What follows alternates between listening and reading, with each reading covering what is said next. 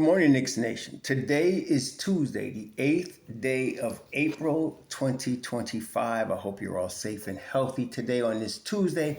I hope your family is safe and healthy and that the needs of you and your family in terms of food, shelter, clothing, as well as health are being met today. Blessings upon those that work in the healthcare field, along with the first responders and those that pick up garbage, keep our places clean, and those that make deliveries for our convenience. Double blessings on the men and women that are trying to help rescue, deliver, and recover teenagers and children that are the victims of child molestation and pedophilia. People that are also victims of pornography, child pornography, prostitution, child prostitution, human trafficking, and sex slavery. Double curses on all the perpetrators, profiteers, and perverts that create the demand that cause these illegal industries in many cases to exist. Finally, double blessings on the homeless. More than 600,000 men, women, children, families, senior citizens, and veterans on the streets of the United States of America, and millions around the world in similar or worse conditions. Blessings upon them, for theirs is the kingdom. So the Knicks are playing the Boston Celtics tonight, and I'm looking at the Celtics injury report. KP is day to day. He's questionable for non-COVID related illness. He probably won't play. Jrue Holiday is probable, right shoulder impingement. Jason Tatum is questionable for his ankle. Al Horford is out. Derek White is probable, and Jalen Brown is questionable with a knee. Now, Derek White, probably Jrue Holiday will play. I doubt if the rest of these guys will play. The Boston Celtics really don't have anything to play for right now. Now, this is the thing. I know I've heard a couple people say to me, just sit some guys down. You can't just sit. You can sit for a game, maybe two. But if you want to maintain your level of sharpness and keep your edge, you have to play. Okay, guys don't like to miss too much time. So you have to play. And right now, so the playoffs start on April 15th.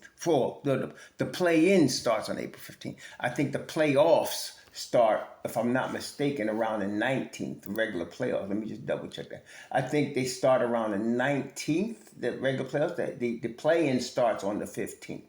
So you want to play to keep yourself sharp, but you don't want to play so much that you get hurt, right? So right now, the Celtics, their schedule is this. They're playing at New York today. They're at Orlando tomorrow. It's a back-to-back. And they finished the season with 2 games in Boston against Charlotte. So I can guarantee you they're not going to be playing their guys against Charlotte. They're those 2 games, the 11th and 13th, they might sit those guys. But against the Knicks even, they're going to sit some guys. There's no need for them to press right now to gain anything because they're locked in to the second seed. They're locked into the second seed. They're not going to fall. They're not going to move up. It is what it is. They're 8 games ahead of the Knicks, and there's only 4 games left. They're 4 games behind Cleveland, and there's 4 games left. So they're not going to catch Cleveland, and they're not going to fall to the Knicks. So there's no need for them to play their guys. Now, they might play, like I said, you're talking about Derek White will probably play. Al Horford is not going to play. They've already announced that. Jrue Holiday is probable. KP is questionable. They're probably going to sit him if he's got an illness because you want to make sure that he's ready to go in the playoffs. But he'll probably play in some of the other games. He probably won't play tonight. No need to take risk with these guys. Jalen Brown is questionable. He might play tonight. So they might have like some of their contingent today, but not all. Whereby the Knicks are going to have everybody, and they're all going to play. And especially you need to get Jalen Brunson back in the flow. That's what I mean. You can't let him just show up at the playoffs. It don't work like that. You got to have a rhythm. You got to get back in the flow. You got to keep back your edge. And so he was rusty, that is Brunson was, in the last game. He was efficient, but he was rusty, and he said it. So he just needs a few games to get back. So he's going to play. And you need him to be playing with the regular starting team so that everybody gets in the flow. The thing is, you don't want to have them play heavy minutes. Okay, so you'd like to play them. The idea would be the same situation we were talking about last week. When the Knicks, who was it they played? They played somebody last week, and we were dealing with, hoping that they can blow. It was Philly, I think. They could blow this team out and then rest the guys. It didn't happen like that. They actually ended up playing 3 quarters and maybe even part of the 4th quarter against Philadelphia last week. They won 105-91, but it was part of a back-to-back. So you want them to play at least a half and then sit, if possible. That keeps them sharp, reduces the chance of injury, and that gets you forward. But they may have to play a little longer to get Brunson back in the flow. You want Brunson at his top level when you come to the playoffs. You want the whole team at the top level. Now, we all have seen OG Anunoby is already at the top level. And we just want him to maintain. That's all he needs to do, maintain. That's it, okay? We don't want him to get hurt. And again, with a guy like that, you really just want to play him 2 quarters if you can't get away with it and just sit him. Now, Mikal Bridges is going to play every game.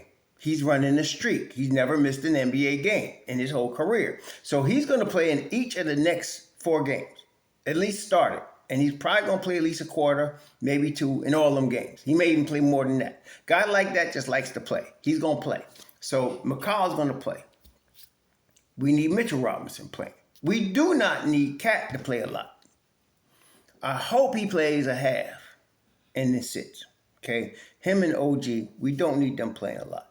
Josh Hart will be out there. Brunson will be out there. Mikal Bridges will be out there. Mitchell Robinson will be out there. Deuce McBride will be out there. Campaign will be out there. Shamet will be out there. That's who you want. Okay? Because these guys are the bench pieces and the pieces that you want to be rolling. The other guys, you don't want them to get hurt. You want them, especially in OG Anunoby, you want to make sure he's ready for the playoffs, but you don't want him to get hurt. That's your guy. See, look. OG Anunoby right now is playing like a first option. But the thing that makes it sweet is that he's the 3rd option. And that's what makes it sweet. Some people don't understand that. He could play a first option role. That's how good he's playing right now. But in our pecking order, what makes him extremely dangerous is he's the 3rd option. So in other words, Brunson's going to come up with the ball. And they're going to double team him at the point of attack. That's when Cat gets the ball. He's the 2nd option. Now, Cat, many years in Minnesota, was the 1st option. He did spend some time as the 2nd option there, but he was most of the time while he was a Minnesota Timberwolves, he was the 1st option. So he gets the ball. And from that position he likes, as you notice, he likes to hold the ball up high because he's 7 feet tall. He's a big dude. So he can see the whole court. And he'll oftentimes catch cutters like Mikal Bridges or OG Anunoby. Okay? And he'll catch him cutting. Or he'll take the ball and go himself. He's the 2nd option. And if that don't work, you better watch OG.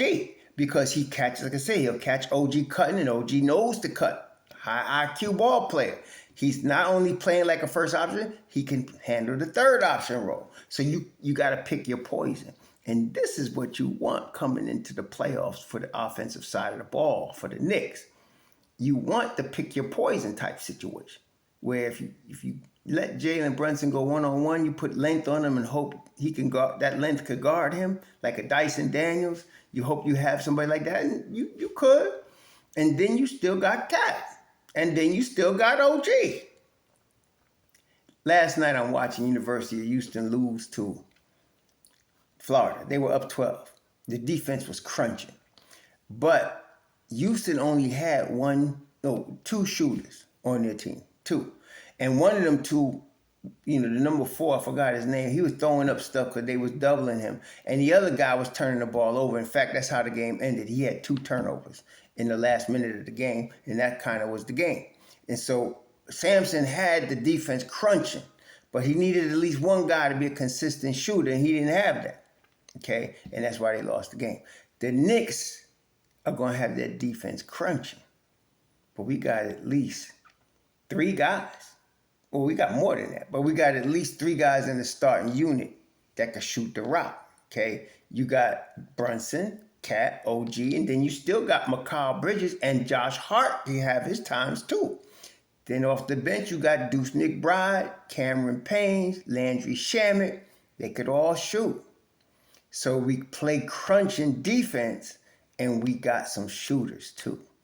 So that's what makes the Knicks dangerous going into the playoffs. So right here, we don't need to be taking no risks. So we probably beat Boston tonight, but I don't want to beat them by playing our guys 40 minutes. And I don't think Tibbs does either. But y'all got to understand, which none of y'all knuckleheads don't. The first thing is get the dub. If it takes playing 40 minutes to get the dub, get the dub. That's the first thing. Second thing is, if you got the dub and you got it under control and you can put the youngins in without losing, put the youngins in without losing. Some of y'all knuckleheads don't get that. You put them youngins in and you start giving up 20-point leads. See? But first thing is get the dub. Try to get it efficiently so you can rest some of your guys. Then you got Detroit. Detroit has got something to play for. Detroit's trying to get the 5th seed. They just lost last night, or the night before. They lost. No, it was last night. They lost. It was the second night of a back-to-back, and they lost. They trying to catch Milwaukee.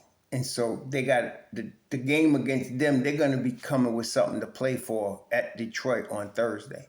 So the Knicks, that's a good test for us. It's a good test for us. Could be a preview of the first round.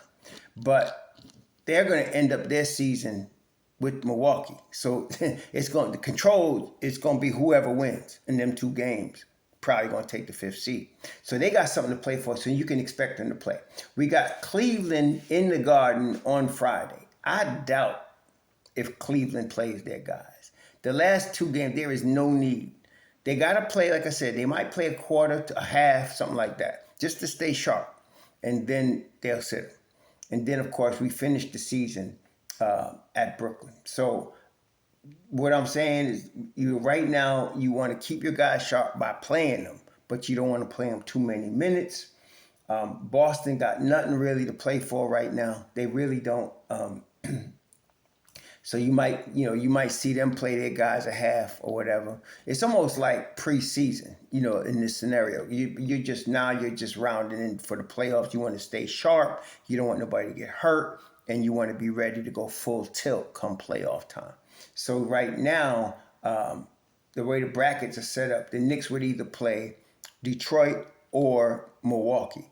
I believe the Knicks will come out the first round. So I'd rather them play Milwaukee, knock them out the first round.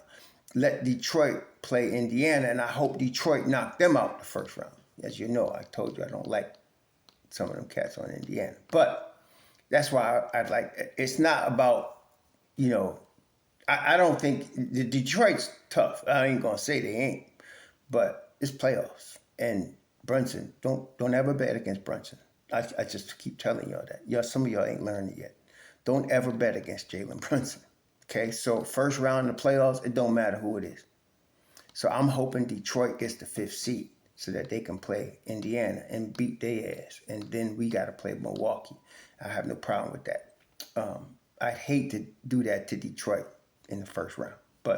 And again, I'm not sleeping on them. There's going to be some knucklehead come out. Don't sleep on Detroit. I ain't sleeping on nobody. But I ain't worried about none of them. I don't, like I said, this is Jalen Brunson. He's healthy. Y'all got to understand what you got. This boy is a closer. He is the clutch player of the year. And, don't bet against Jalen Brunson. Not no playoff scenario. You just don't want to do that. So, that's all I'm saying. So, I'd like to see Milwaukee in the first round, if possible. And then let Detroit deal with Indiana.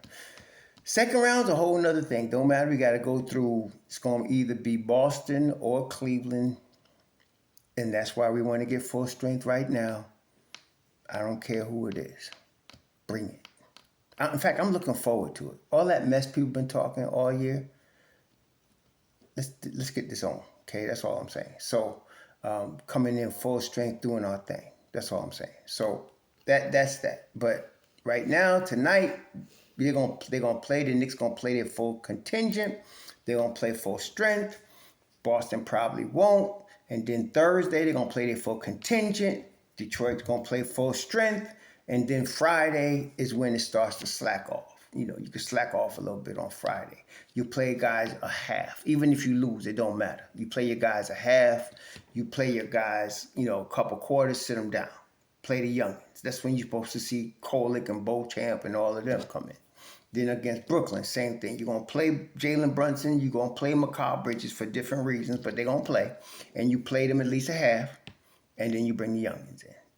The outcome at that point don't matter. Once you get this win tonight, and if you could beat Detroit Thursday, you got 52 wins, nice season. You play your guys a half, keep them sharp. Everybody's doing their thing, and then you sit them. Now you got a whole week to practice for the team you know you're going to play. See, this is what makes the playoffs different.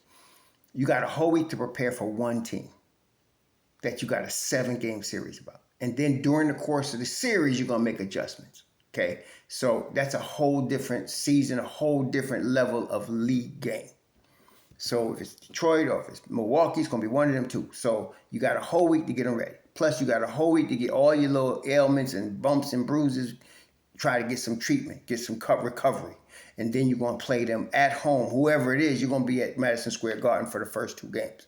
So that's how this is going to flow. So you just want to get ready then. That's how you do this thing. Okay, so tonight against Boston, I ain't worried about Boston. It's not really going to be no statement because they're probably going to sit a couple of their guys. We're going to be playing with our guys, and it means something to us to get everybody up to speed and rolling against a top-level team.